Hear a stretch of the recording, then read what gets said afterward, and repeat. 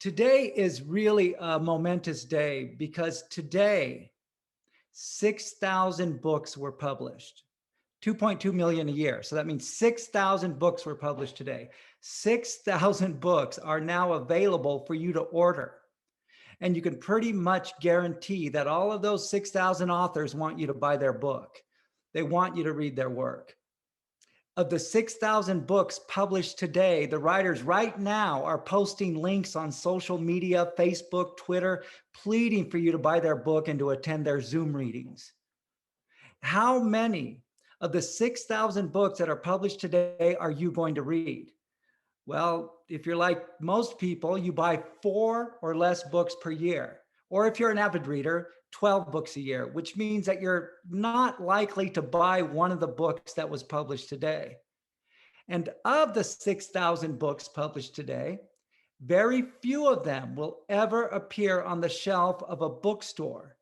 And if they do, it may be because the bookstore is near where the author lives and they ask the owner to carry the book.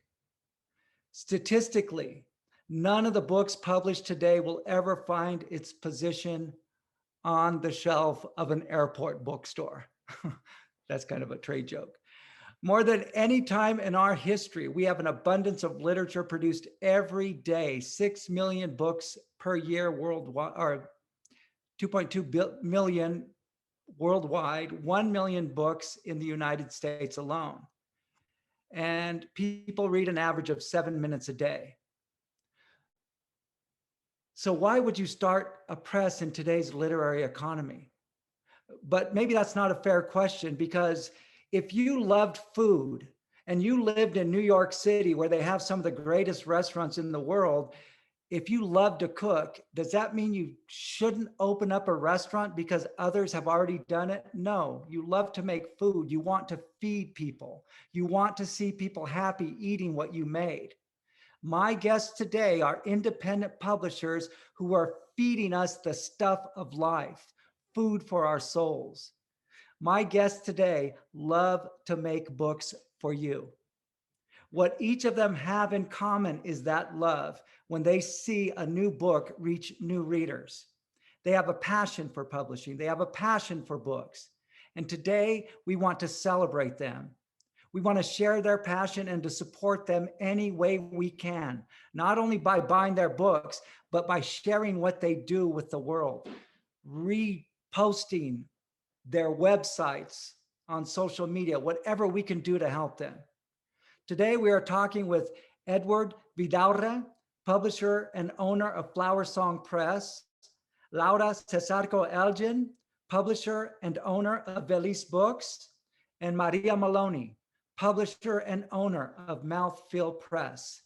Thank you all for joining us today. And let me start with just a big question. Why did you do it?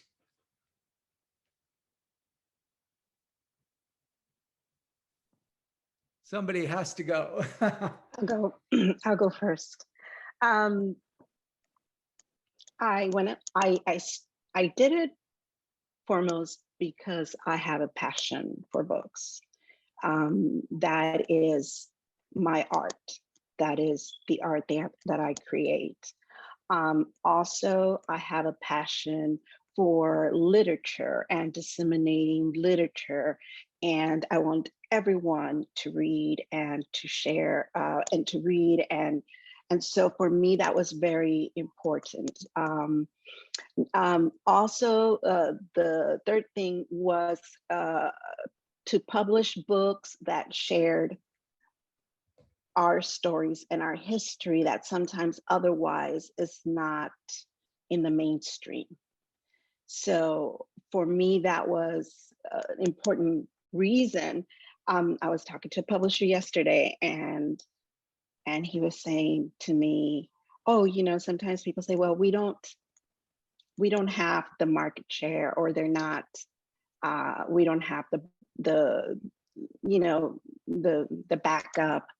So I said, okay, so then what is your answer to that when somebody, you know, kind of complains about that aspect of the business? It's like, well, start your own press, you know, start your own theater, start your own.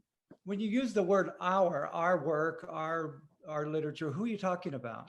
I am talking about um, Latinx minorities, that for women and people of color who have not traditionally been part of the dialogue in in the storytelling. Well, that's a great reason to start a press. That's for Mhm. sure. Can we That hear was from really, Al and Edward on this question? Why did you do it? I did it because it's one more way to create community. Mm. There are many ways that one creates community, and this was our way to do it. A community of readers, a community of writers, a team, right? The team that works with me. A lot of relationships, a lot of dynamics, and obviously all centered around something that we all love, which is reading and writing. And so yeah, it's that for me. Community. That's a beautiful answer, and it makes a lot of sense because when you start a new press and you come out with your first book, you may print 300 copies of that book. And if that book gets into 300 hands, you are starting a community immediately, which only has the possibility of growth. Yeah, a lot of constellations, right? We start and then immediately, yeah, but it's all about community. Right. That makes a lot of sense. Edward, what about you? Why did you do it? You're crazy. Your life was crazy enough. Right. Well, I did it, and I'm doing it because I just want to see an abundance of writers that children can relate to, that I couldn't relate to when I was a young kid. I want to see, our stories being told, and history being told by people of our color, underrepresented voices not being ignored. And so, those numbers were staggering, the ones you were saying, how many people buy books and how many people read them and how many people, but at the same time, it's like, I don't think, it really matters if 6,000, people buy, the book, but if it gets into the right hands, if it touches a few people, it's like Lau said, it's a constellation. It spreads, and sometimes you don't need to buy the book to listen to the story of an author. You end up hearing about them regardless through other ways. You hear a story about a writer, and sometimes it's not through their book. You end up getting to their book eventually, but um, through their poetry and through word of mouth from what other people talk about, you end up at their literature one way or another. Right. That's also a great answer. And it makes me think that you guys are not doing something that is unprecedented. As long as there have been communities, writing communities, literary communities, there have been members of that community that say, hey, let's start a press so that we can get our work out there, the work that we love. And I can't help but think of Jorge Luis Borges, who became like the bard of the Spanish language. And his very first book, I think it was Vidaurre de Buenos Aires. I think it sold 35 copies or something, and it was published either by himself or his friend. I don't remember which one, but that's how they got their start, and that's how they built their community. And it's very important that now, I don't want to call you guys Latinx publishers, because I know you don't just publish Latinx writers, that you publish underrepresented writers or just writers that blow you the hell away, even if they're not underrepresented. But nonetheless, you're really creating this community that I think is going to allow for our work to thrive in the next decade. So thank you for that.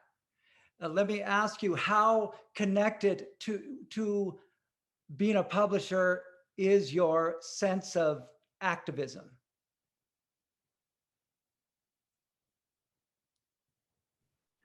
If I may start. I think that everything we do, and I'm sure that for the three of us, publishing is one part of what we do. We all have day jobs, and we all have, social, friends, family, etc.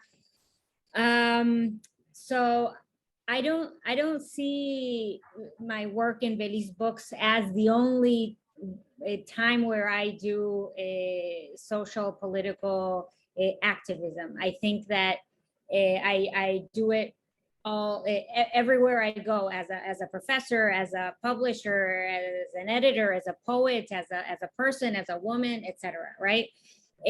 But obviously, I mean, coming back to the press part, every choice you make, every little thing is politics, right?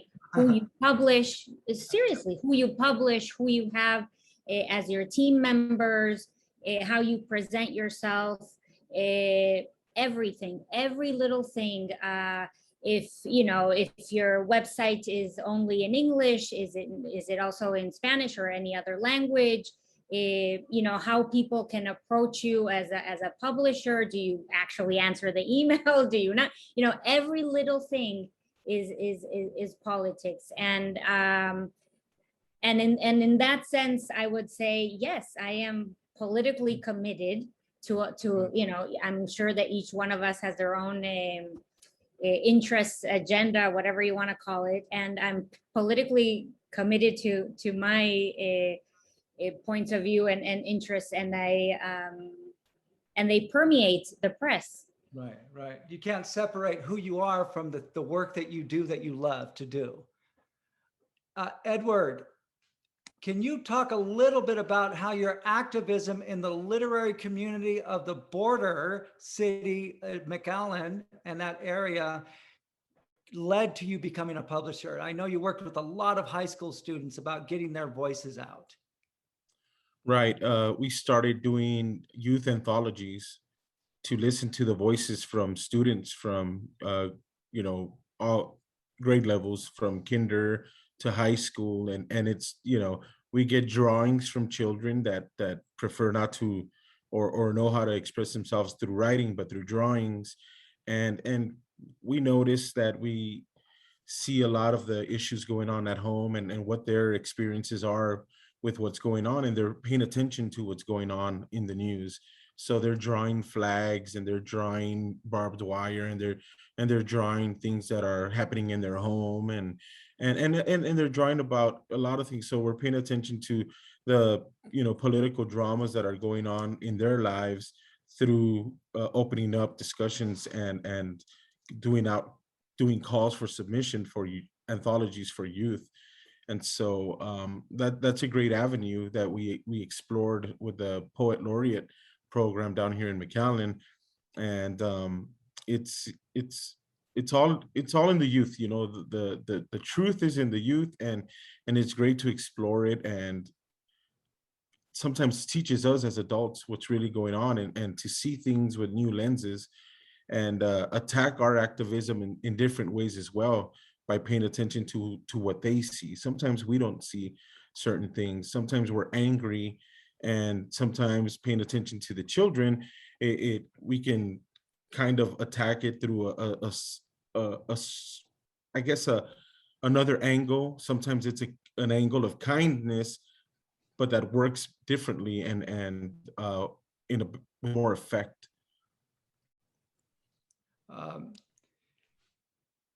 Maria, you graduated from our program here at the University of Texas, El Paso, and I've always known you to be incredibly part of and proud of this border community. Even now, you live miles and miles away from home, but almost everything you post a lot of pictures that you've taken when you were here, and memories you've had over here.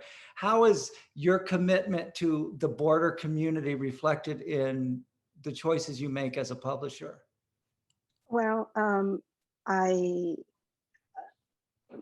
when I look at a manuscript, I'm always looking from the lens of the border. Mm-hmm. So when and sometimes that border may be a construct border of another type, not necessarily a physical border. Having lived in the El Paso Juarez area, I saw many physical borders. I mean, I saw the physical border, obviously, but I also saw borders that were almost invisible, but that I lived through them, and I lived in them. It was always this sense of in-betweenness. And so when I look at a manuscript, I always look at it from that lens. And for me, writing has always been about activism. When I first started, I was a journalist, and I was disillusioned with journalism because I wanted to be objective and to be able to choose stories that I felt my community needed to read, but I was at the mercy of someone else. Right. Therefore, and that whole mainstream journalist perspective that they are fair and unbiased is obviously a myth to begin with, and just to be within their culture where you're pretty much adopting a perspective. Yeah, to some extent, yes. I mean, I'm not going to. I was disillusioned, and so I was looking for a way to bring those stories out, to the surface. But I was the one that was going to make that choice. I wasn't going to allow anybody else to do it. Okay. So for me, that has always been part of my life. I grew up in a family who were activists. And so I can never separate myself. Even my own writing, I can never separate myself from that part of me. Right. It has pushed into my publishing, obviously. And that's one of the things I admire about your press, Mouthfeel Press. And you can look at mouthfeelbooks.com, I think is the webpage. Yes. One of the things I like about your press is it does reflect the border, but it's not so insular or narrow that it says there's only one particular or even a couple of particular type of border voices. And one of your books, for example, is, I think it's called, what is it called? I forget the title of it, forgive me, but it's Lawrence who's been living on the border for over 20 years, but he's not Mexican. He's Irish, and he writes a lot of Irish stuff, but you publish his book, and it's a beautiful book. And I appreciate you thinking of the community in such a broad way, as opposed to just very simple strokes. I have an idea. We have a lot of things to talk about and a little time to do it. So every now and then I want to introduce just a quick question where I ask you a question, and then you answer it really quickly, like 30 seconds at most. Here's the first question. And who wants to go first, just to be fair? Edward, you want to go first on this one? You don't, hello? Your microphone's off, Edward. Go for it.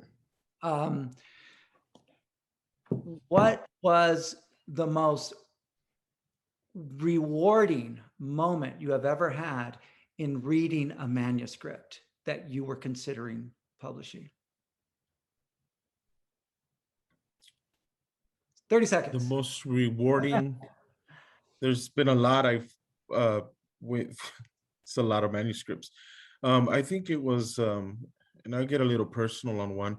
I was reading a manuscript and I was going through a really tough time, really going through, some very emotional moments. And I came across Sarah Joy Thompson's manuscript, Driving into Black Mountains.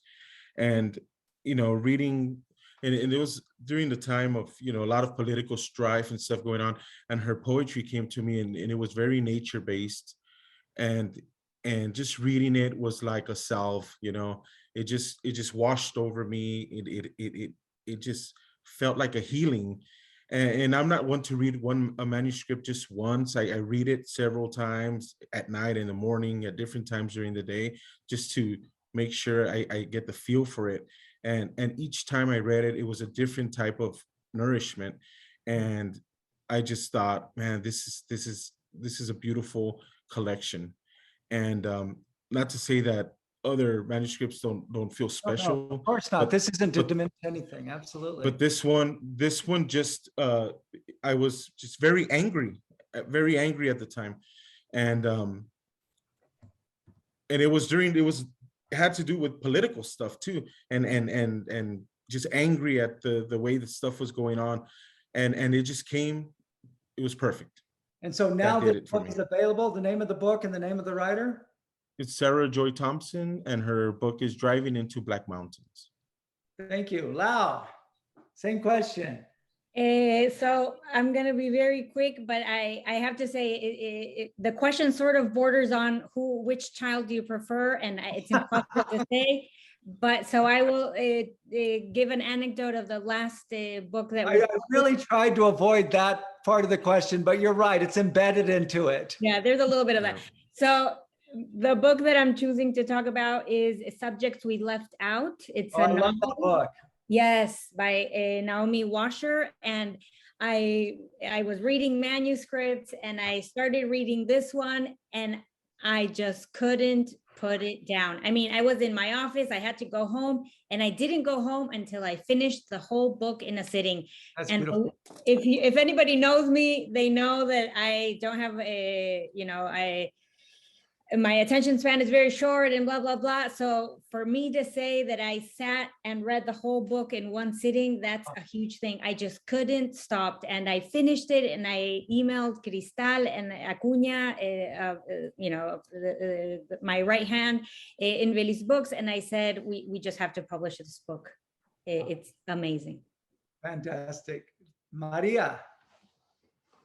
Well, I have to say, I mean, again, there's so many great manuscripts, right, that you sit down with, and some of them just move you, and you just know somewhere deep inside that you have to publish that manuscript. Well, I have to say that the one manuscript that really moved me was Irene Lara Silva's Furia, and I think for various reasons. The first one was I had at that point thought that I was just going to do chapters. That's it. I wasn't going to pick up any large manuscripts.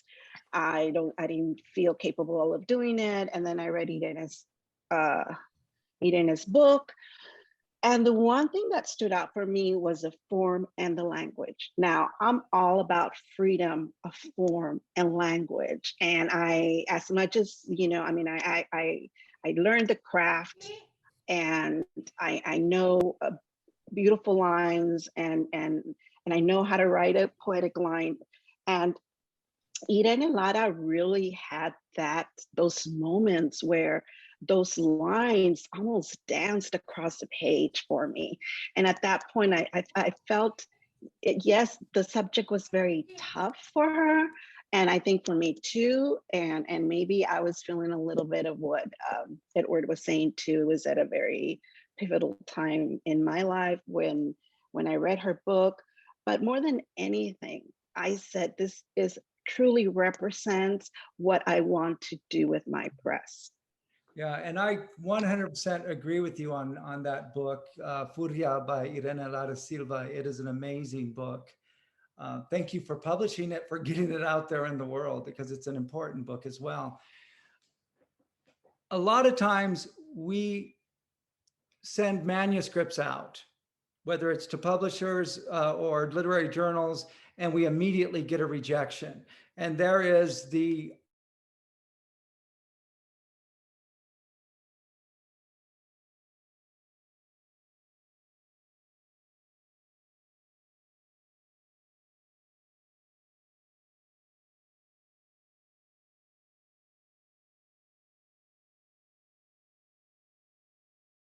whether or not it's for you, or rather that it's not for you. Somebody has Lau. First of all, I have to acknowledge that doggy is so cute. Okay, now I can go on. Yes, I don't know one page, but we are all very good readers, avid readers, and after a few pages, we can tell if this is something that is, gripping us or not, or moving us in different ways. But even so, I read the whole manuscript out of respect. The people that send us their manuscripts are honoring us and are trusting us with their most precious, work.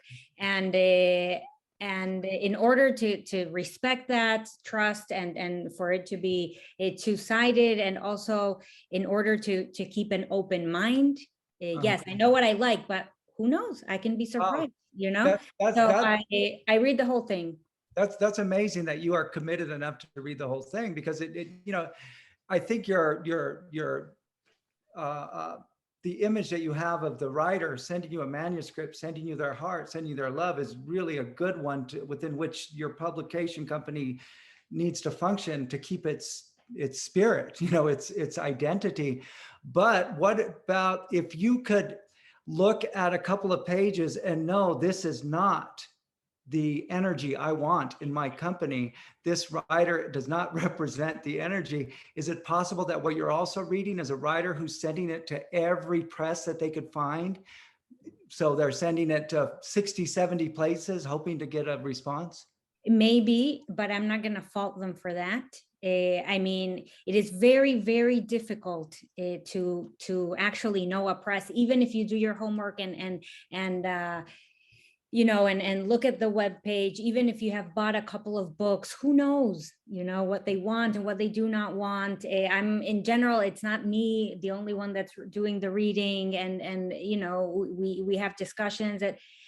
So you know, all the power to them, to the authors that send the book to a lot of places. I mean, it's a job in and of itself to send, to get up the courage and send your work to places. So if they send it to me, I don't care if they sent it to another 50,000 other places.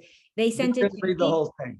Yeah, unless, and it has happened, unless there's something, you know, male chauvinistic or offensive, you know, then I stop reading. I break the commitment right then and there. Yeah, that's an important point. Maria Maloney, the same question. Can you tell by the first couple of pages if it's a book you don't want? Yes, I have to say yes.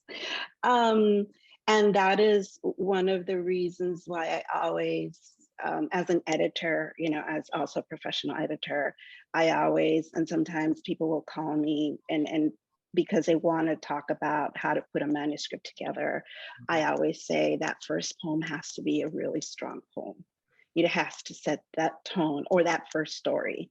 Otherwise, there might be the possibility that you know, the publisher that might have so many manuscripts on that desk that, you know, they want to be able to, it's like a resume, basically. I mean, I'm not going to say it's like a resume, but sometimes we're told, you know, to build, to do that as strong as possible, you know, to put the strongest experience that you have, to put it forward. And the same thing with a book.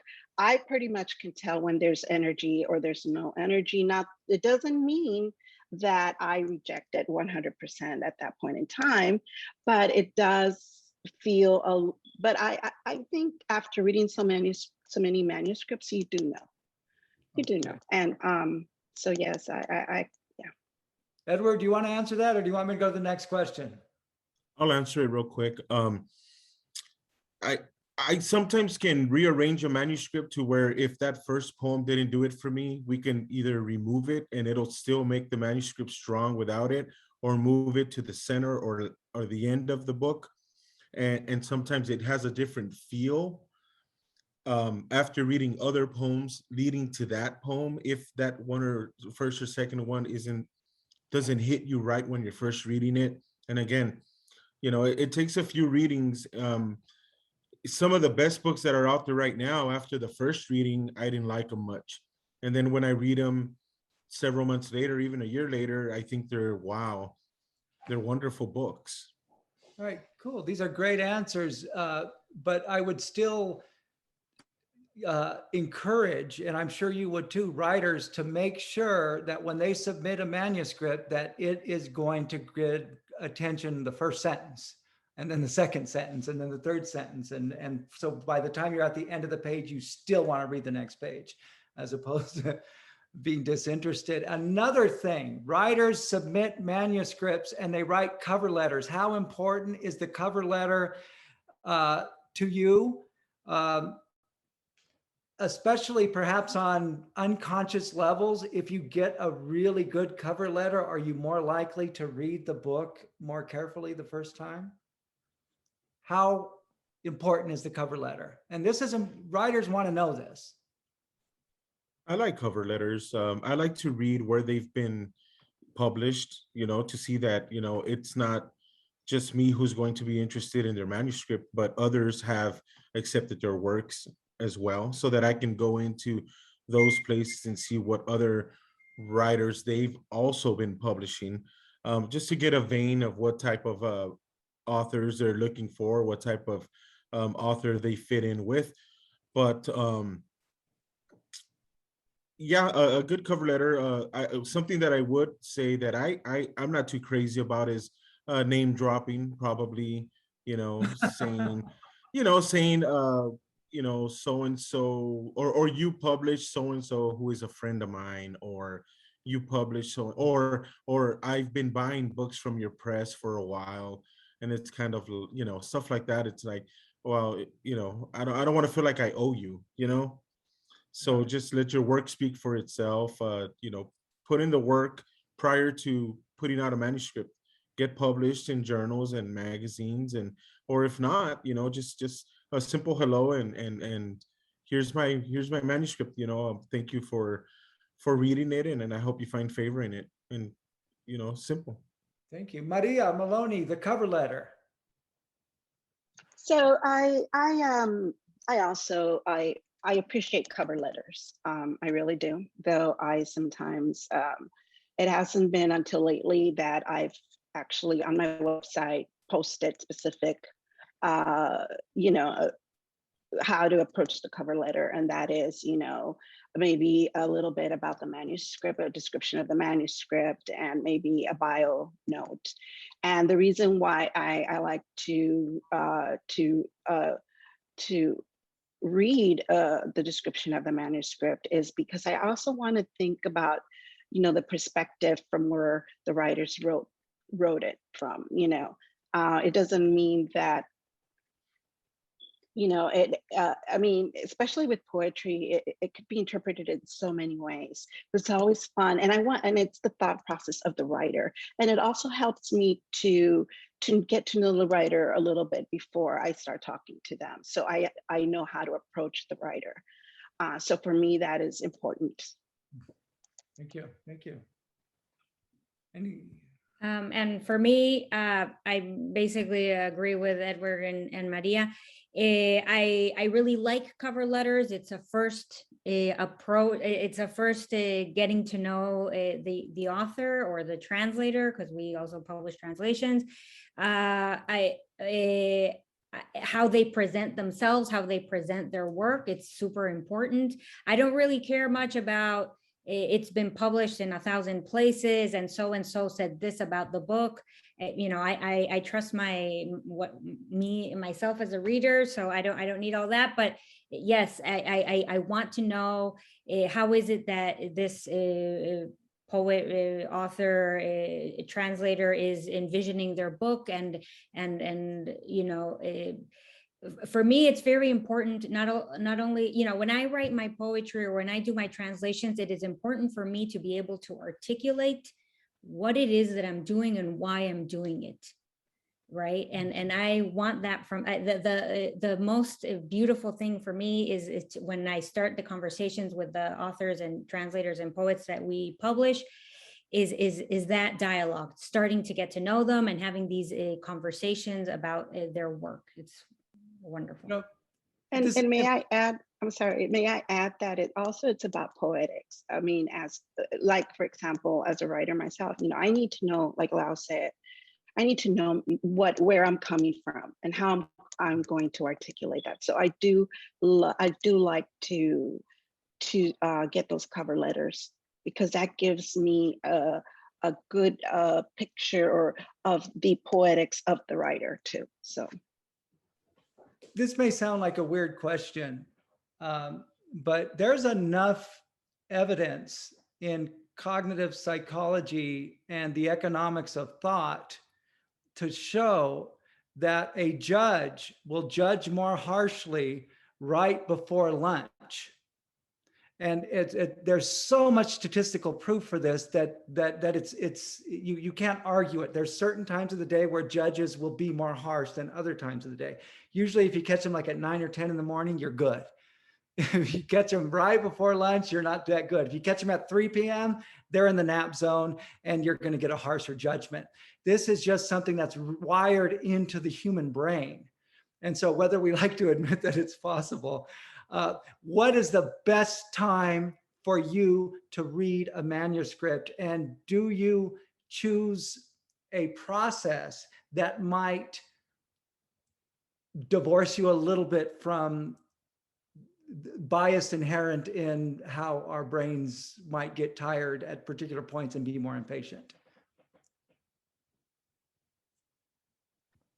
I like to read them early in the morning to start, if it's a new manuscript, early in the morning with a cup of coffee. And then I'll get back to them right before bed. And then I get back to them in different orders from the end to the beginning, or I just skip through middle pages in different ways. But I like to print them out and have them in my hands and just read different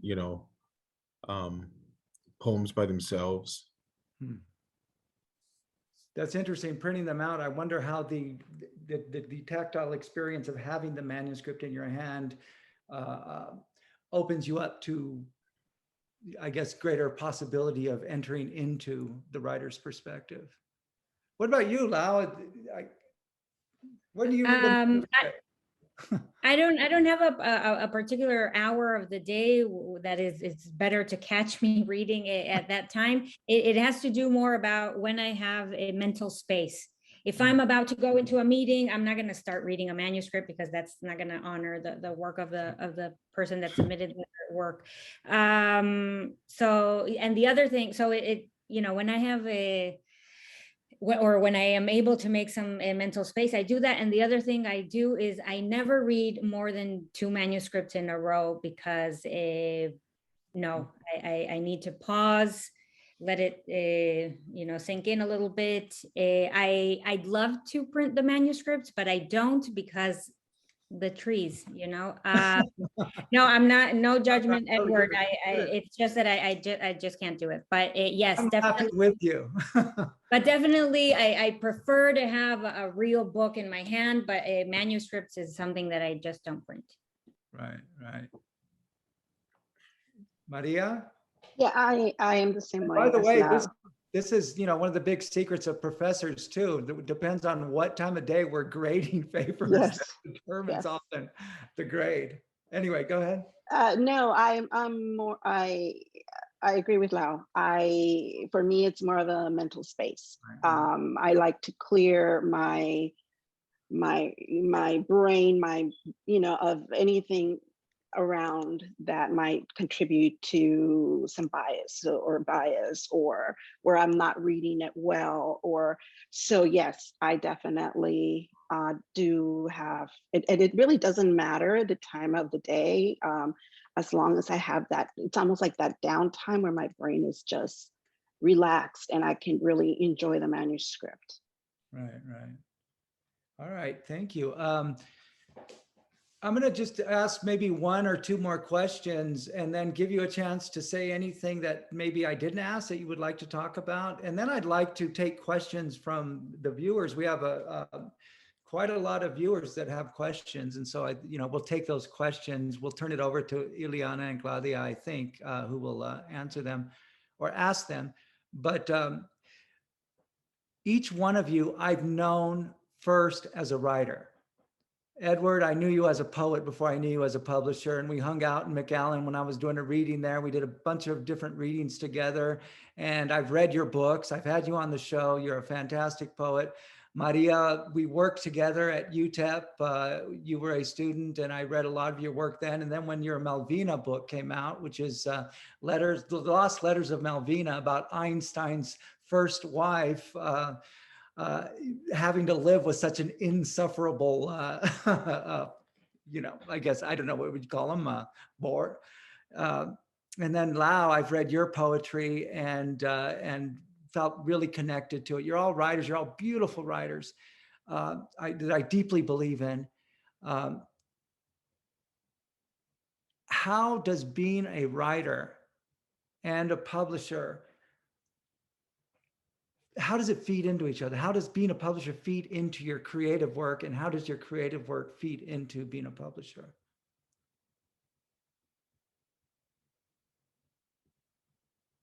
Who wants to go first? I can start. It's very much all meshed together. I read manuscripts, and again, this is something that I'm sure happens to the three of us. We receive really good manuscripts, but we don't have the operation system to publish as many manuscripts that we would like to. So choosing is very hard, but still I am inspired by a lot of the manuscripts that I read, and everything we read, for better or for worse, feeds into our poetry and my translation work as well. And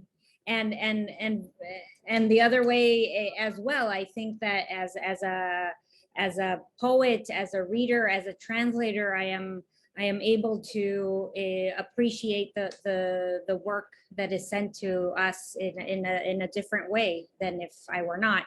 Also, the editing part. If I'm editing, a poetry a manuscript, I'm a poet. I know what I'm doing, right? I mean, as an editor and as a poet, the same with the translation, I'm able to give advice. Hey, maybe I would, translate it in this way or that. And even with fiction, I don't write fiction, but I'm a reader. I'm a reader first and foremost. So it's all interconnected, and I think, and again, it's nothing is on its own. I think it's important. It's very important for me. It's funny because I wonder, like, if as a writer, if sometimes we look at works of others and go, "Damn, I wish I would have written that." Oh, for sure. Maria, same question. Definitely, it's all interconnected. As a writer, I can appreciate a manuscript and the work that it takes to get that, manuscript submitted in top shape, So for me, being a writer, I think that has really fed into the publishing and how I see it. And also the way I treat the manuscript, because I always put myself in the writer's shoes. If it were my book, how would I like that publisher to treat my manuscript? What kind of attention to detail, or would I just I would hate to do that. So for me, that it's so important to be able to understand the process and apply that process to my work and to the publishing. So. Okay, thank you. Edward, you're the only one that hasn't answered that one yet. How does poetry inform your publishing and vice versa? Well, I always see myself as a student of poetry first, because I'm always learning, I'm always reading, and I love it. And so I'm a big fan of writers to begin with. But I do realize that I've also been able to grow as a writer and been able to grow as an editor, and I'm able to catch manuscripts and know which ones need opportunities and which ones are ready for publishing in my eyes, at least for my press. And so I'm able to make choices with assurance, and I'm able to feel 100% sure about what I'm doing, and not feel bad about it. But I also can relate to the poetry, of course, that doesn't come through, and know that it's not because it's not great, but maybe it's just not ready at the moment. And so that's why I always say, you know, for the poets that don't get published at this time, I'm still reading you, I'm still watching you, I'm still rooting for you, and I'm still a fan of yours. I'm still a fan of your writing. You know, it's not just we're not there together yet. But And you know, and you know what's beautiful about your positions, all of you, is that you started a publication company not because your writing wasn't going well, because your writing was going well. You were publishing, you were doing great work. You started it for a different reason. I think that had it been, you know, well, I'm not going to make it as a writer, I might as well try something else. It might be a different experience for your writers. And also, I'd well, like to. well, let me tell you real quick. Also, Daniel, and I could also say that I've also rejected works from, I think, writers that were better writers than myself, but I'm not publishing myself, you know. Right. That's something that I've been able to separate from the press, you know, my writing with the press's writing. So I can look at my books, you know, and say I might have not published these books of mine in my press. All right. You know, so it's a lot of it, it's a lot of digging deep, you know, and I guess just it's work. Well, I don't want you to think I'm exaggerating when I say this, but I think what you are doing is so fundamentally important to our community. And I thank you for being heroes, really, of our literary generation. Because it's what you're doing is preserving literature that needs to be preserved and that could very easily be overlooked. And you do it tirelessly. I'm not going to ask you about your finances, but I'm pretty sure none of you have gotten rich yet. Uh, and that some of you are probably, well, not some of you are probably still paying a lot of stuff out of pocket, and you do it because you love it. And that means a lot. I have one last question, then we're going to open it up to the audience. If we could maybe keep these answers brief, if possible. Let's say somebody wrote a manuscript and they sent it to 3 publishers. They sent it to FlowerSong Press, they sent it to Veliz Books, and Mouthfeel Press. Each one of you loved it, absolutely loved it. Email the author saying, hey, we love your book. And maybe she writes back and says, well, I also got an offer from the other 2.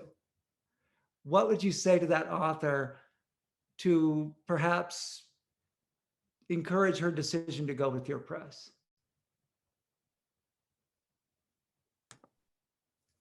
I recently had a situation where someone said I got a couple of offers. Right. I'm not talking about authors from other publishers. I mean, from these Right. 2 publishers. Well, I would send a contract of what I offer, and you know, say, well, this is what we offer, and you know, you know, from looking at our press, who would be your press mates and what we do. You might want to talk to some of the authors from the press and see how they feel and about being part of the press. And either, I mean, I would say, no matter who you choose, whatever press you're in, I mean, You're going to be in good shape. you're going to be in good shape. Yeah. Lucky you. Or go with them and write another book and send it to me. Yeah, I think I asked this question, a version of this on an earlier conversation, and I think it was with you, Lau, and you said, well, if you get offer from Simon & Schuster, take it, or something along those lines. And yeah, so I mean, between, you know, not to, I don't want in any way to think I'm trying to get you guys to compete, but what would you say to an author who was accepted at presses that are equal to yours or just as independent? I would never try to convince them to come with me, as opposed to in particular these 2 presses. I mean, Mouthfeel and FlowerSong, because or any press actually, because it's up to the author. I mean, I would just say I would be happy, very happy to have your book. I'm open to any questions that you may have. And then the decision is theirs. I mean, the important thing here is that if it's a book that I really like, I want it to be in print. And if Mouthfeel Press is going to print it, great. There will be other authors, and yes, it has happened to me that I sent an acceptance letter to this. It still breaks my heart, to this amazing translation of a Galician poet, and the translator said, I accepted another offer yesterday. And yes, it breaks your heart a little bit because you love it and blah, blah, but and then you fall in love with the next manuscript. So it's all okay. I mean, if it's a book that I love, I wanted to see in print. And if it's in a sister press like these two that I feel that we have, connections, even better. All right. Well, you guys are, just by being here together today, these three independent presses, you are expanding your community in a sense, just by this communication. Maria, quickly, and then we'll take questions from the crowd. I also, if somebody were to say, hey, I got, there's two other presses that are interested, I would probably say, well, then look into them, see which one fits you, or, it's more fitting for you, and get back to me. And congratulations. Because the most important thing is to get this authors published, their stories to go out, their poetry to go out. So it doesn't matter who is publishing, as long as we get the literature out into the community. Right. Excellent. Well, thank you all for joining us. Mouthfeel Press, Miranda Maloney, you can find your webpage at mouthfeelbooks.com. And there's a backstory to that, but Laura Cesarco, you have a webpage. It is velizbooks.com. Check it out. Edward, your FlowerSongPress.com. Awesome. All right, let's go ahead and take questions from the observers. Hi, everyone. Thank you for being here. So we do have a couple of questions from the audience. And the first one is by Diana Riviera, and she says, what advice would you give to new writers wanting to enter the creative writing publishing space? Who wants to go first? I would say look into publishing houses or publishing presses that offer internships or volunteer work to begin with, especially if you're a student, so you can get your feet wet and learn that way. Or speak with people in local colleges and universities and see if they have a a magazine or a journal that they put out if you're going to that school or college, and see if you can get involved that way, just so that you can get used to or the know-how on layout and maybe reading, taking part in editing, stuff like that. I would think so. Reach out to me. I need volunteers. That's amazing. Ladies, any advice? I think one of the most important for me has always been to be part of a literary community. I think that is an incredible way of networking, to see how, where internships or what other writers are doing, or how to enter into the publishing business. I started volunteering, and I first started with the publishing. I learned through volunteering. So that would be a great way to do it. And also to submit and see how the process works, I agree with my colleagues here. Yes, reach out to, if there's a press that you like their vision and mission, that you like what they're doing, you'd like to work with them, send an email and start from there. Yeah. Thank you, everyone. We have another question from Maria Perez, and she says, do you help first-time authors refine their submissions? For me, that is, yes, that is part of the editorial process. And if I really like a manuscript, then I will work with that author to bring it to to refine the manuscript. So absolutely. However, I will always suggest that, when that manuscript gets to a publisher, to have it in its best shape that you can possibly have it. Because then it becomes a little too distracting, and so. For me, it's I do editing in various degrees depending on what the book needs, but only with the books that I accept for publishing. I don't give suggestions or editing comments to every submission. Only to those that I say, oh, I want this book. I would change this and that, or I would suggest this and that, but only after the other person says, okay, great, yeah, let's sign the contract. Same. This question is also from Maria Perez, and she says, can you say something about publishers that charge the author for publishing their books? Those are usually vanity presses that are out there that charge to get their books published. I don't think any of us do that. If we accept your manuscript for publishing, there's no cost to the author to get their book out. There are different.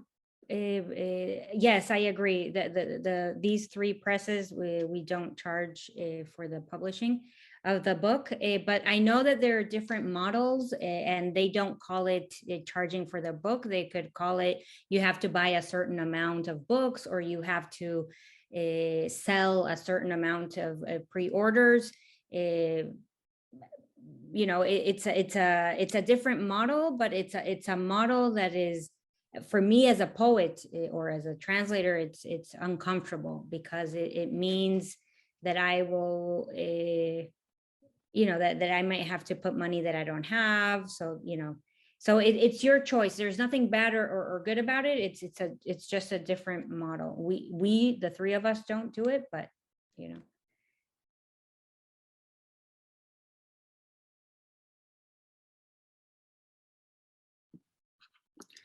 We have another question from Gina Nunes, and she says, how do you give editing feedback without crushing people's souls?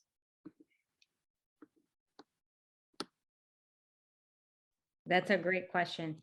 So again, editing feedback, the editing part starts after we start a relationship with the author that we say we're going to publish you.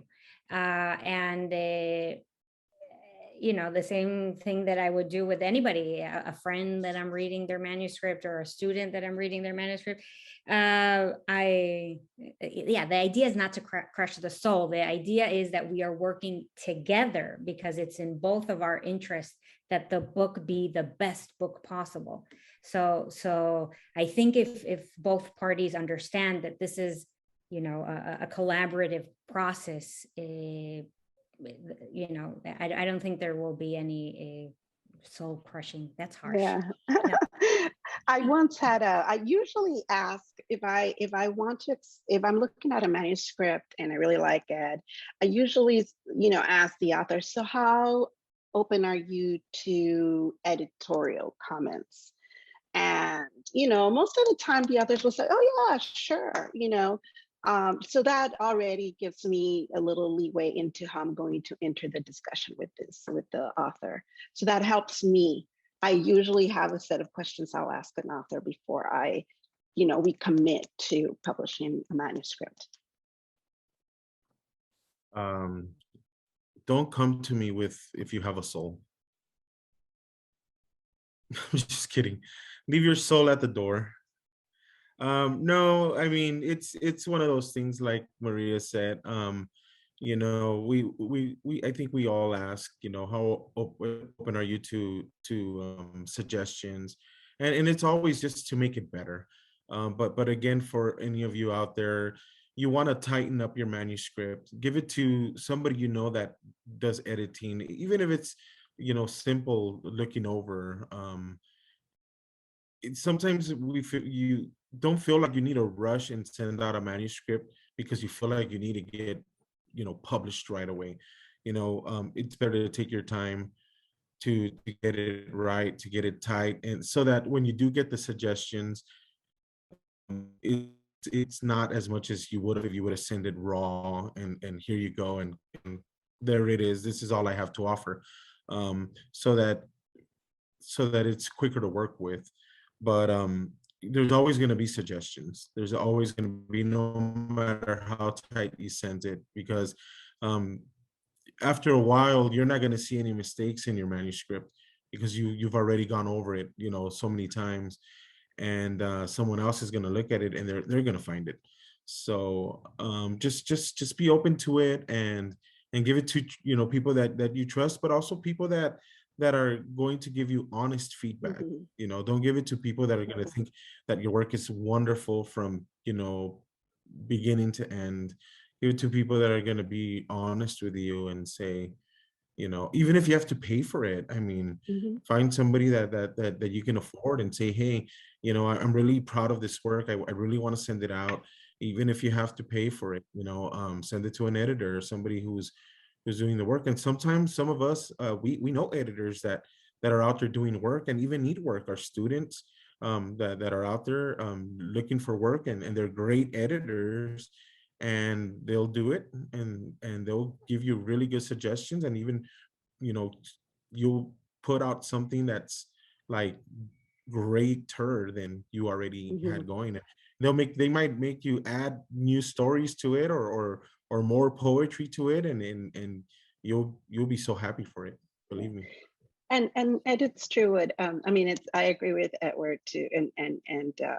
And the one thing that as a writer that I had to learn very quick is I have to grow thick skin. No one's perfect. And I cannot take, if somebody's trying to help me with my manuscript, I can't take it personally. I can't take it personally. That's part of being a writer. That's part of the publishing process. And it's inevitable that unless you're self-publishing, then fine, but anywhere you publish, you will always get some feedback no matter what. So it's just part of the process. It's not about crushing the soul. Though it feels sometimes like that, but it's not. Okay, so I do have a question actually. Nowadays, I see a lot of writers going or leaning towards self-publishing.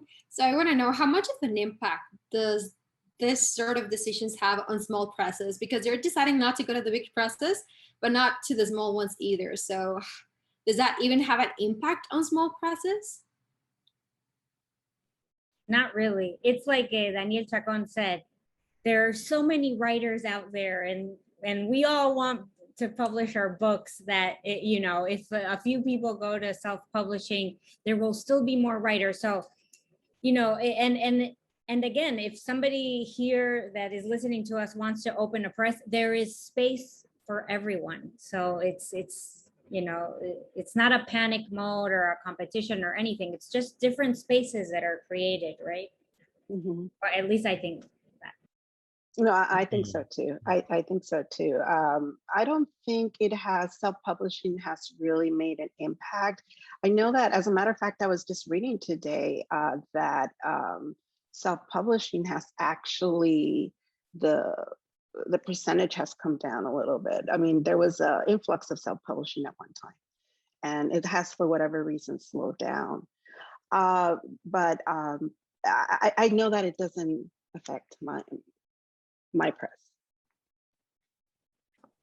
Yeah, I think self-published books, it's like another small press opening up, but just for that one author, and if they find success in their book, they might want to just attach a press name to it and find other people to help publish. And sometimes I think that's how vanity presses are born.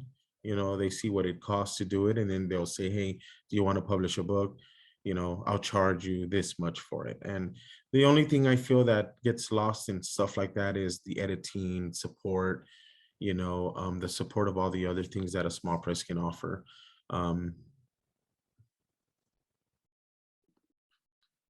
Thank you, everyone. We have one last question from Maria Perez, and she says, must a manuscript for a children's book include the illustrations, or do you help locate an illustrator once you accept the manuscript? Well, I know the press that I edit for, they don't require the illustrations. Sometimes they just want the stories, the children's stories, and then they look for the illustrators. So though I've had one submission where the author sent the story and the illustrations, that was, you know, from her side. But at least the press that I edit for, they will not require illustrations. The children's books that have come to me have come either with illustrations already, or they've come with names of illustrators that they'd like to work with. But yeah, they usually come with them already. They have an idea of who they want to work with. Other than that, it jumps into like the YA category where it's no illustrations and just storytelling.